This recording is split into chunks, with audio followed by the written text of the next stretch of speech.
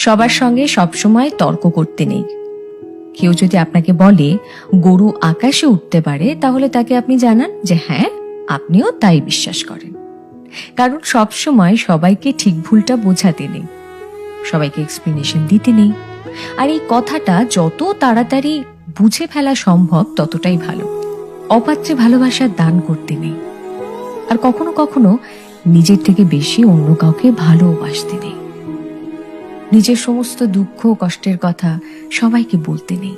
বিশেষ করে নিজের দুর্বলতাগুলো কারোর সঙ্গে শেয়ার করতে নেই। কিছু জিনিস একটু ব্যক্তিগত রাখা দরকার।